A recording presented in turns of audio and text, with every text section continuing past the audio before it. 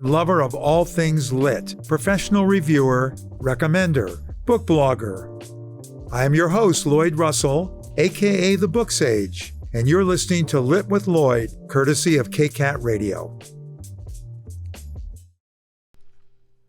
Hi, welcome to Lit with Lloyd. I am your host, Lloyd Russell, and today our guest is award-winning novelist Suzanne Woods Fisher. Welcome. Thank you. Thank you for coming all the way down here. My pleasure. It's great to see you again. It's been years since you came to our book club.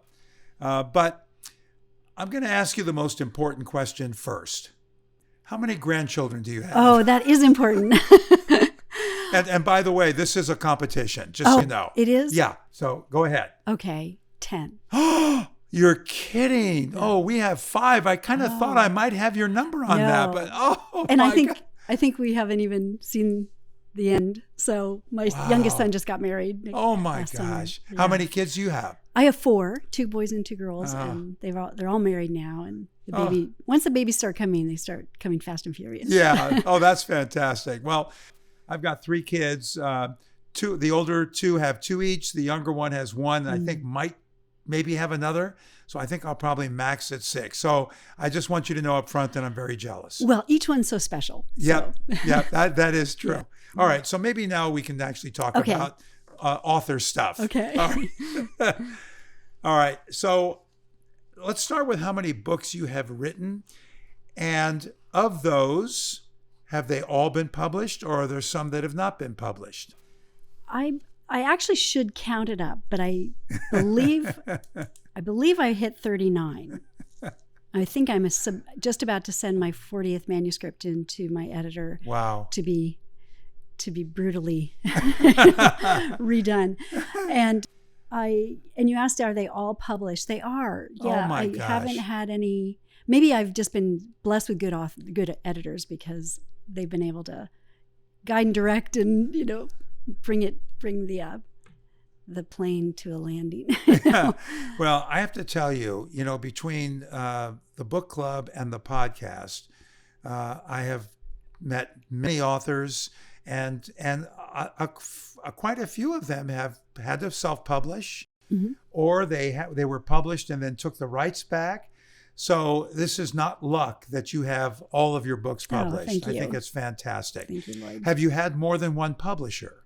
Well, I started with a small royalty press. I actually was a freelance magazine writer for years and years, and then switched and tried to book, and I ended up with a small royalty press. And that's something I always encourage aspiring writers to open the door to a small press, because it was so good to be a little fish in a little pond and just learn how to do this well, because half of the writing is not just the creative side. The other half is really the promotion side, the marketing. It is a business. Yep. And finding your market and working hard to really put it out there and get it out there, and cold calling and all the kinds of things you have to do when you're just learning. And I felt like, so I had a couple of books published with this small press, and from that connected me to an agent, and an agent then connected me to Revell Books, where I have been for the majority of my books. And the same editor, the same. Oh my gosh. Great publishing house. So that's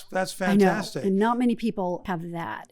Most of my friends are constantly having to pitch to a new house, which is challenging, and a whole new team that you're working with book by book. So I feel very, very fortunate, and I don't take it for granted. And it could always be my last book. I'm always well aware.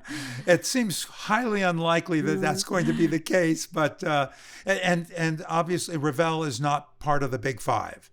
Revell is owned by Baker Publishing Group, which is a family owned, and they have an imprint of Revell and Bethany House, and then they have a couple other academic imprints and all, but it's in Grand Rapids, Michigan. It's a very, very solid, admirable company. And you've never had the thought about having your agent take it to the Big 5?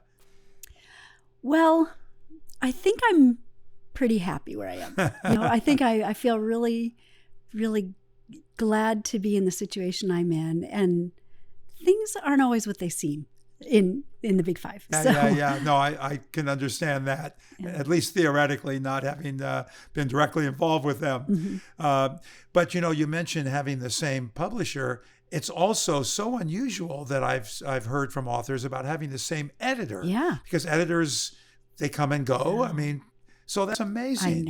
I know. Wow. And my editor has now moved up to being like queen of the company. She's like the executive vice president of acquisitions. She's amazing. She's a remarkable person, and I have such a high regard for her, Andrea Doring. So I am really thankful when she was promoted to this super high position, she kept just 3 authors, and I was one of them, and I'm so thankful to still be with her. Oh, wow. That's great. Yeah. All right, so let's talk about your books. Okay. What kind of genres do you write in? Well, I started with Revell writing with Amish fiction, contemporary Amish fiction, which spread into historical fiction as well, both Amish and Quaker, and then other historical fiction pieces. I write also, thanks to Andrea, she opened up a door for me to write contemporary women's fiction, which is what this is. So I've written a couple of series now that's just really meant for, enjoying kind of their beach reads in a way, their summer coastal series. So a couple different genres. I haven't done suspense, haven't done mystery, haven't done horror. Is romance, is that part of your books in some form, or some of them? They are, I think, because I think romance is part of almost every single book. I mean, other than like To Kill a Mockingbird, but that had Gregory Peck. But almost everything has a love story, has a relationship, even war stories. And so I don't think I'm actually a great romance writer.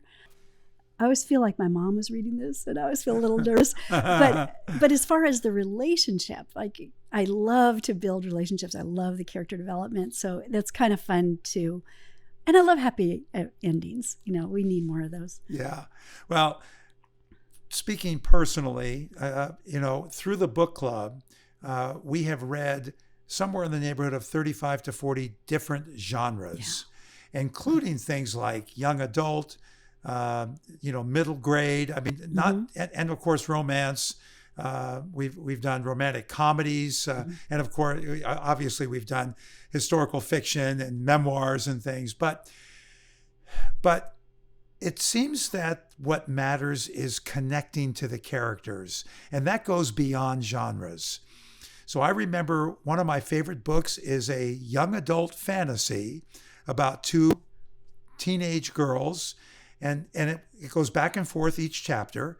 And every time a chapter ended, I'd say, "Oh no, the chapter ended," and then I would say the same thing for the next protagonist. So I think it's more about writing than it is about what genre it comes. I mean, if the author can make you emotionally connect with a character or two, then I think she's really done her job. Well, you also just mentioned something that I think is a really skilled author I'm not sure who you're talking about, but when finishing a chapter so that a reader is on their toes, not on their heels. Yep. So hard to do. And so it's really awesome, because if you want to know what happens next, you're going to turn the page. Yeah. It's so true. What led you to the Amish characters? I mean, what was it about that interested you? My grandfather was raised plain. So he was one of 11 children back in Gettysburg, Pennsylvania, near Gettysburg, raised on a farm. He was German Baptist. And just to give you a super fast, painless history lesson, we're in the early 1500s, and it was Menno Simons and another group of men who came to the conclusion that adult baptism was critically important as opposed to infant baptism, which sort of seems small to us today, but at that time it was civil anarchy, and they were chased across Europe. And yet, interestingly enough, this little group, they're called Anabaptists, Baptist again, despite the persecution, they grew and they grew and they grew, and groups splintered off from the Mennonites, Menno Simons. So the Mennonites were first. And then came the Hutterites, which are up in North Dakota and Montana. And Canada, they have the everything in common, but they are similar Anabaptists. Other groups, Apostolic, River Brethren, German Baptist, which was my grandfather. And then late to the game, we're almost to the 1700s, came the Amish. So they were the last on this tree of Anabaptists. Wow. And yet they're the ones that we know and are so distinctive today, because the other groups have really blended in well, even though many of them kept very true to their origins. But the Amish, it's a genre that was just, as I was starting to write, it was exploding. I think at the time there were maybe 8 or 9 authors writing Amish fiction. My editor knew this was an untapped area. My agent knew about my grandfather, and she's the one who connected me to Andrea Doring, who had this idea for a book called, she didn't know what to call it, but she had this idea about Amish peace. And with that, she and I had a conversation, and I took off nonfiction book. I went back east. I connected with a lot of my relatives who are still wear the garb, in fact, there's a large colony in Modesto of German Baptists. I knocked on doors. I went to some of the colleges back there, Elizabethtown College, that has a lot of academics that study the Amish and the others. And I just learned and learned and learned. And that book became my foundation book called Amish Peace, Simple Wisdom for a Complicated World. It's still in print. I think it's the book I want in my coffin. It's just sort of it was really like my breakout book for me, and became a foundation to then write credible fiction about the Amish as that door opened. I mentioned when I started, I think there were 8 to 10 authors.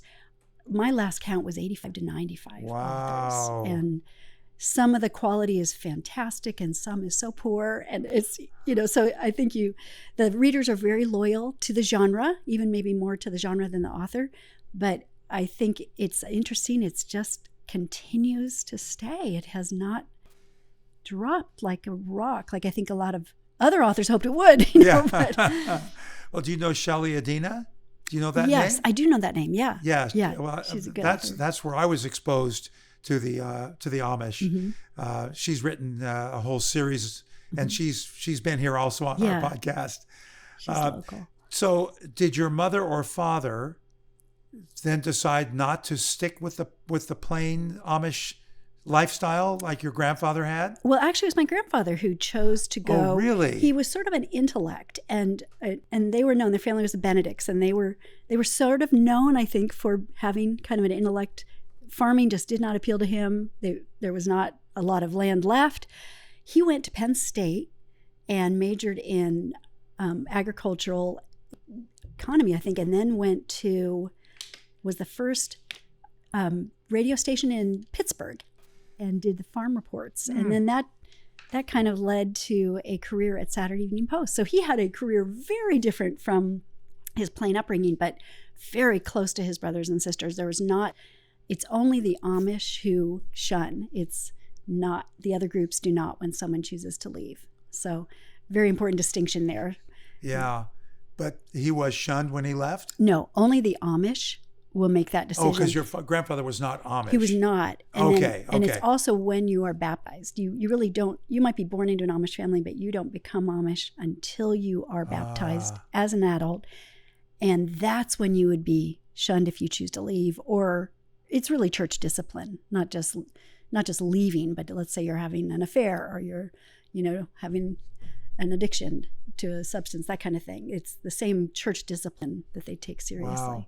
Wow. But your grandfather was close to his siblings? Very much, yeah. Yeah, we still are in close contact with them. I've taken my children over to gatherings when they've had, every 5 years they'll have it's called a love feast, and it's like stepping back in another century. It's a tent, and it's a cappella singing, and it's just sermons and this beautiful, sincere faith being expressed. And they accept the people that are not members it's a very loving people. Wow. Yeah.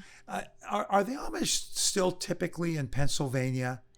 Pennsylvania, Indiana, Ohio are the largest areas. Pennsylvania was first, Lancaster County area. But they have started to spread out all along the east, really quite up to Maine, Wisconsin. They're not in California, but I believe they're in Colorado. Huh. So now we do have a lot of Mennonites in California. We have a lot of German Baptists, and you'll see them wearing the garb. But the Amish and their horse and buggies, they're more distinctive. Yeah. They're really generally more east, but they are growing. I don't know if you knew this, but they're the fastest growing population in North America. Not the largest, kidding. but the fastest growing. Whoa. The inside out, they have huge families and a huge retention rate, like an 85% retention rate of young adults who choose to stay. To stay. Wow. That's I think that's really cool. Yeah, it is. It is in this day and age. Yeah.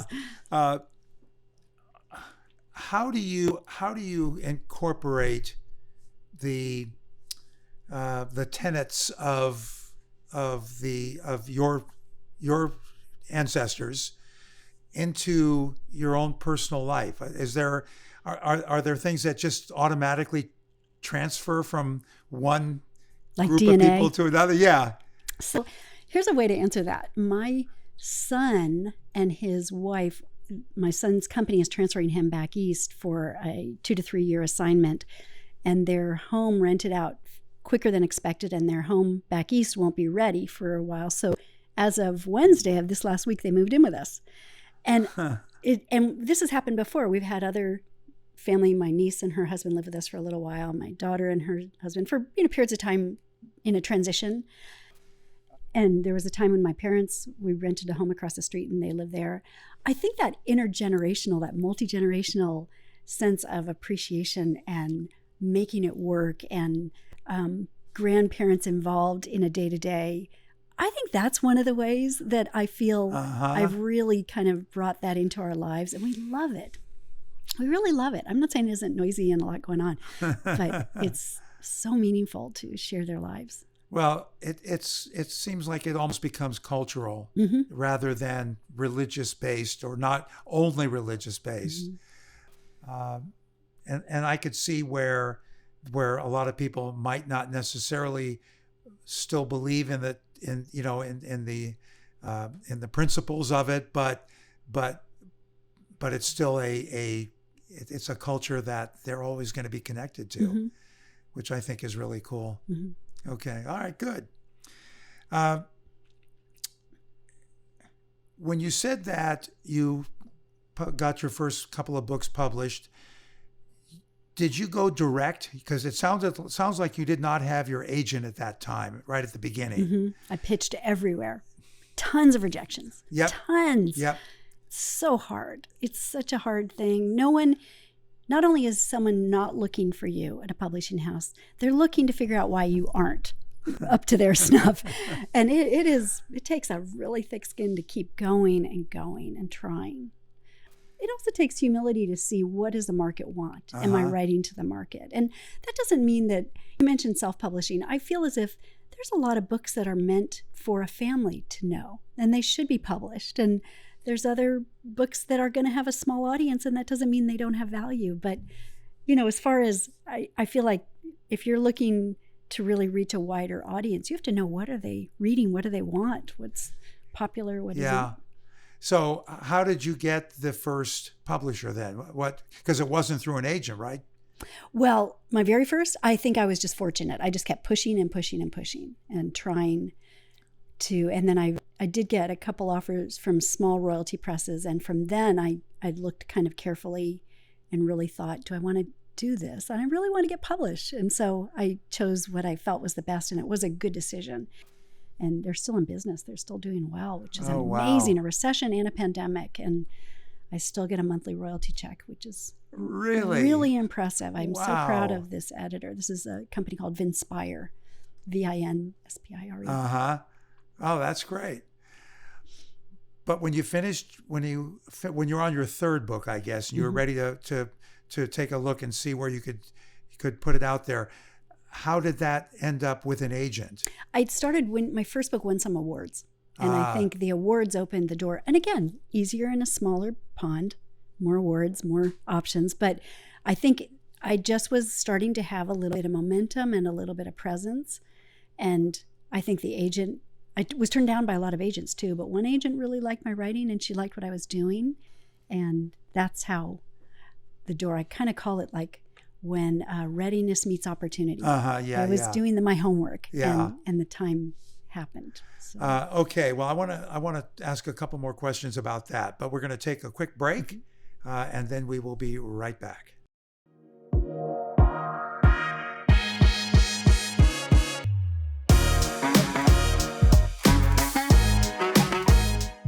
Thank you to the Los Gatos Community Foundation for their continued support of KCAT Public Media. Because of groups like the Los Gatos Community Foundation, KCAT has been able to inspire, educate, entertain, and inform our community through the magic of television and digital media for over 38 years. Thank you. Okay, and we're back. We are talking to Suzanne Woods Fisher, and she's got just fascinating things to tell us. So let's get back to it. Okay, so you're looking for an agent. Mm-hmm. You got a number of rejections, mm-hmm. and I know I've said this before on the podcast, but Jean Owl was rejected 67 times for Clan of the Cave Bear. And then you finally got an agent to say yes. Mm-hmm. And then the agent went out looking for publishers, obviously. Did that just all happen sort of? Well, it's not a straight line. I think probably a lot of time elapsed. And I think I made a couple of pitches that to other publishing houses through this agent. But then she had this connection with this editor from Revell, and the editor was the one who had this idea for the book. So I think that was how the magic kind of happened for me, was my agent felt like, well, she knew that, and my agent is Joyce Hart, by the way, H-A-R-T of Heartline Literary Agency. And she knew Andrea well enough to know that Andrea wanted someone to write about the Old Order Amish who had a sincere connection, who had more than, I always say, I try to look past the bonnets and buggies and beards to just see what really makes them. The 3 Bs. Yeah, the way they are.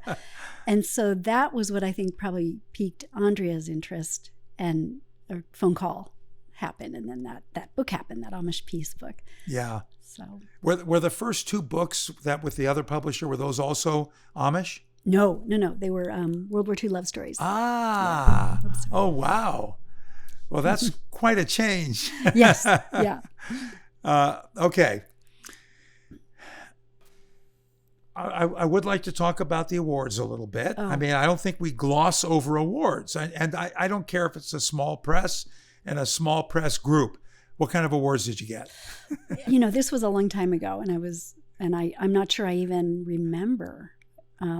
Since then, I have had other awards, which have been, and being a finalist too, I think anyone who's a finalist needs to feel a real pat on the back. Tell us about it. Tell us what these other awards are for and what you were nominated for. This is important. Well, it is, but it's also creates a sense of competition and inferiority and superiority. And I think there's a balance between, I know a lot of incredibly commercially successful authors who choose not to submit. Interesting. I did not know that. Yeah, and I appreciate that. Okay. I think they just feel like they've got a good market. They don't need, their books maybe wouldn't necessarily final, and for them it's enough. That's fine. I can see that kind of stepping out of, because it does create a little bit of a sense of just where do you rank. And I've never thought of that. I mean, I can see it now for the first time. I think that's something that I really should keep in mind. Well, it distracts you from doing what you're supposed to be doing, which is writing good work. You know? Yeah. So. The flip side, of course, is that this shows that you're writing good work. So I'll just leave it at that. Yeah, and you want to respect what they're about as well, and they're trying to honor authors and. Yeah. Okay. All right. I just find though often there's an interest in what's new and shiny. So a lot of times the newest author gets a little more attention than some of the tried and true, and then there's at times the tried and true are continually taking the first, and they deserve it. But so it's not like a it's not like a blind reading, Yeah. Okay. I am humbled by your explanation. It makes perfect sense to me, and I will not pay such strict attention to awards moving forward. But I will say parenthetically, congratulations on the awards. Thank you. Okay. Okay. Oh, in fact, here's something funny. Yes. They do not make a dent in sales. Really? Yes. So if that helps. Wow. They don't. They really don't make a difference. So the author loves them. It's a great thing to be able to showcase on your website and everything, but they really don't make a difference. Wow. So I guess unless it's the Oscars or the Emmys or the Tonys or something, it doesn't have that much impact. That's crazy. Yeah. I probably will get in trouble for saying that. I think you'll be safe. No problem there. Okay. So you have 4 kids. Mm-hmm. I'm assuming that with 39, is that the 39th or the 40th, you think? I think it's a 39th. Okay. That you obviously were writing while your kids were in some growing up stages. How did you get time to write? Well, I almost didn't. I actually was I really prioritized. My husband's a corporate guy. We were transferred quite a lot around the country. And then we were transferred to Hong Kong. So we lived there for 4 years as the internet was starting. I was trying to keep up with some freelance writing for magazines that are no longer even in existence. But that was a wonderful way to develop nonfiction writing skills, to interviewing skills, on and on like that. I'm sorry, I feel like these are about to fall on. And then so my kids were actually heading to college as I started writing a book. And there's actually a funny story, true story. I had this idea for a World War II love story. I decided to keep it absolutely secret. And I write in a laundry room to this day, a tiny laundry room, very dinky. And so for 3 to 4 months, I just really wrote and wrote and wrote. I didn't tell my husband, I didn't tell my sister, I didn't tell my kids. And at the end of the 4 months, at the dinner table that night, I had kind of what was, by this point, like a drafty first draft. They're really drafty, but I had a book. And I told the family, I have written a book. And my youngest son looked at me and said, "That's why there's no food in this house." And he was right. There wasn't much. That's great. I know, so sensitive. But I ended up, that was the book that I kind of, pitched and all. But that's sort of how it started. I love the time of my life. I was probably in my late 40s as this opened for me. And I am so thankful for it because it's a very consuming experience to be an author. And I worry sometimes when I see young parents trying to really, I've gone to award ceremonies where the mom, like a young woman, will win an award, good for her, and then she'll say, "And thank you so much, my mother-in-law, for taking my children, and for my husband for pizza deliveries." And I just think she's never going to get it back. She'll always have time for writing. She's never going to get the time back with these kids. And it goes so fast. And I would never want to discourage young people, but it is hard to keep it in the right place. And so I am thankful it came later. Now, I say that.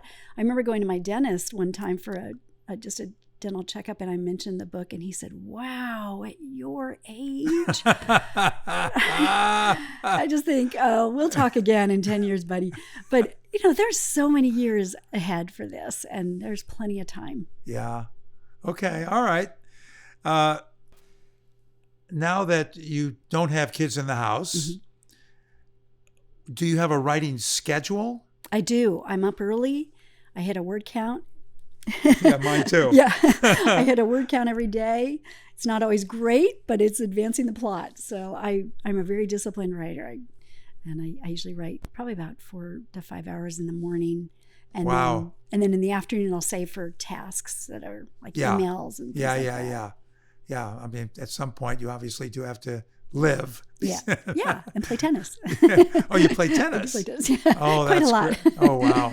I played also for many years until just a couple of years ago, and it stopped for no apparent reason other than people I was playing with weren't playing.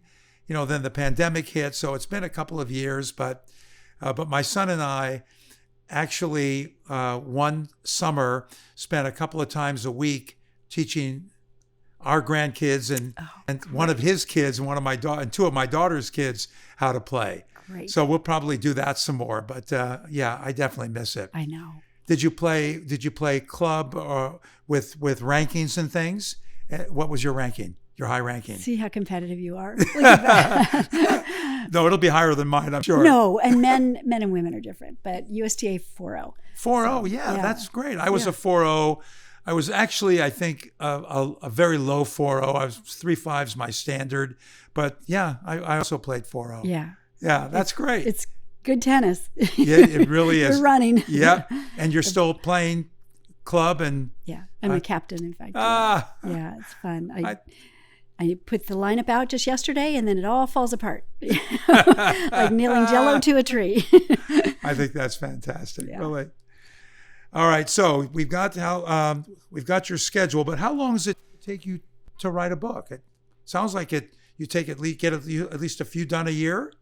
Yeah, I think it probably has a lot to do with the deadline. But right now I'm doing 2 books a year, so that's kind of, I had been doing 3, which is a lot, and 2 is a little easier. But I have noticed that no matter how much time I have, I will fill it. So it's not like I'm doing less. Yeah, it just takes longer. Yeah. So, but I'm enjoying it. I love it so much. It's just such a privilege to be able to write. Good. Tell us about the new one. Well, this is actually, it's going to release has released May 3rd, and it's a first in a series. Let's hold it up. Hold it up. Yep. I'd be happy to do that. Cape Cod Creamery is the series. Okay. It's first in the series, you said. Cool. It's a kickoff.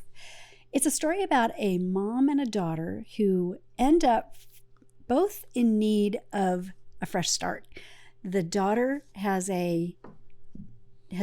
she's just weeks away from her wedding date.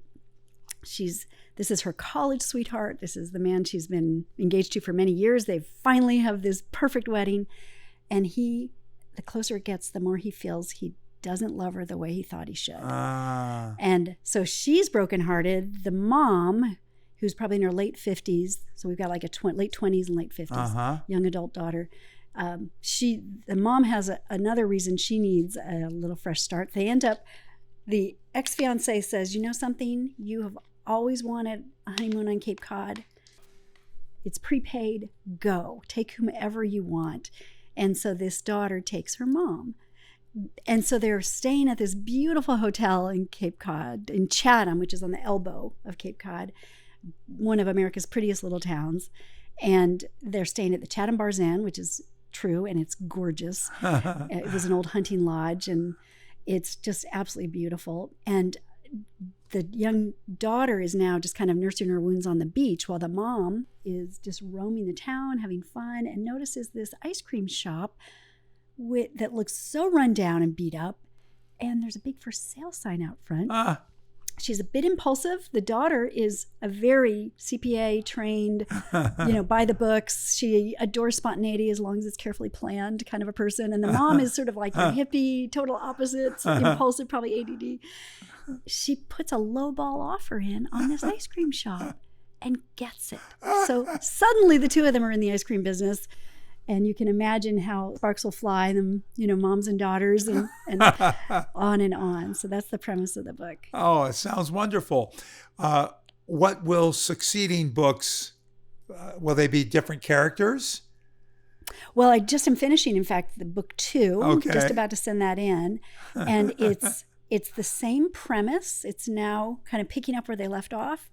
And there's some new characters that have come into the story. Because when you do finish a story arc, it's nice to let it go. Not beat it. Yeah.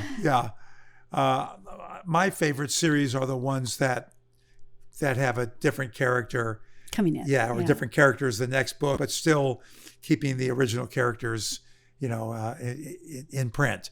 Yeah, it's a small town with a big heart kind of a book. Yeah.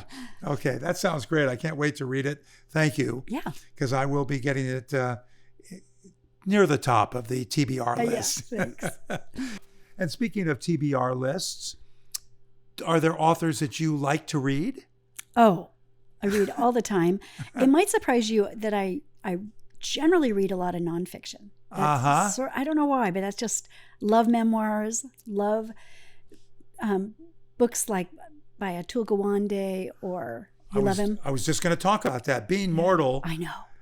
In fact, when I wrote, because I have a blog, and when I wrote a review of that, I think it took me 2 posts. I mean, it's an amazing book. It stays with you. And do you know about the movie? No, I didn't know there's going to be a movie. There is a movie, and the only reason I know that is that it's in the process of being made. It was just put on hold because one of the actors is being accused of inappropriate behavior, and a very, very well-known actor. So it's on hold. I was so happy to see that it was going to be an actual movie, but yeah, that is an amazing book. I know. Very thoughtful, I think, for any age to just look at what makes your life worth living. Yep, absolutely. And for some of us who are getting a bit older, it's a whole different look at being a senior, and how we get what we can do for ourselves and how we can help others. So yeah, it's a great book. Okay, who else do you read from nonfiction? Well, I'll read, let's see, like Philip Yancey. I'll read Tim Keller. I will read sometimes biographies of different individuals. It's hard to just pull up. Of course, I understand. Yeah. But I just enjoy learning about why people are the way they are, what's made them the kind of people they are. So interesting.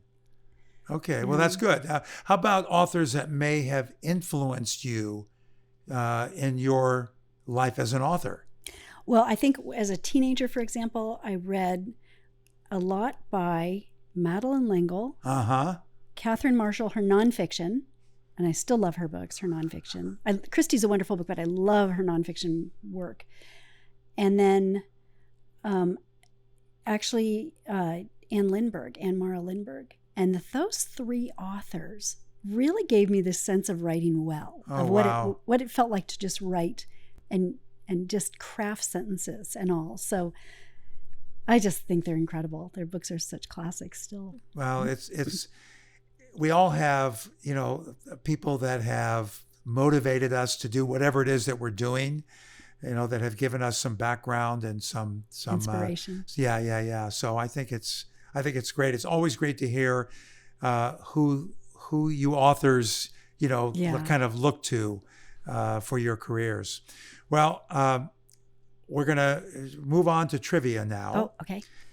And there's only one that I'm going to ask you because I think it's kind of interesting.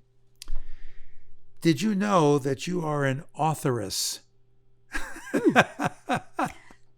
The feminine version of an author? Yeah, that is I've never seen that word before. Sort of quaint. But it is actually a word that is a female author. Yeah. But the trivia part of it is that the first known book written by a woman in English was something called The Revelations of Divine Love. Yes, 1300? Yeah, the 13th and 14th centuries. You know this already. Yeah. And Teresa. It was Julia Norwich? Yeah. Oh. Yeah. Obviously, I'm not getting any trivia by you. Oh, no. I just No, this is great. Yeah. No, this is great. I say that respectfully. So I guess the best part of it is that it wasn't published till 1670, but the manuscripts were kept alive. Yes. And if you think about it, all those things most of the time probably disappear. Yeah. So this was actually, so it's still around. Okay, another sort of ancient history trivia note is the first fiction novel. I guess that's redundant, isn't it? The first novel published in English was actually Robinson Crusoe by Daniel Defoe in 1719. Who knew? Yeah. And this one I think is kind of cool. The best-selling hardcover children's book of all time and softcover children's book of all time. Do either of those spring to mind? Anything at all? Because I had no idea. I keep thinking of Christopher Robin. The hardcover is The Pokey Little Puppy. Oh, really? Like a children's book? Okay. Yeah. Children's. Yeah. I didn't specify. And the soft cover is actually Charlotte's Web. Oh, neat. Which was a great book and also a great movie. So that's our trivia for the day. Yeah. So all day long, I'm going to get some of those songs stuck in my head now. they have a way of sticking with you. Yeah. Double E, double O, double O. It is one of those kinds, isn't it? Yeah. Okay, well, that'll do it for us. I want to thank Suzanne Woods Fisher again for coming down from out of the area a little bit. And I also want to give a special thanks to KCAT because they're what make our programs, mine and others like mine, a chance to get to you listeners and viewers. So thanks a lot to KCAT, and now we're out.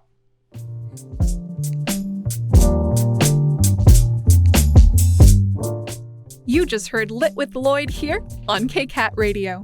Explore all our KCAT original programming at kcat.org/radio.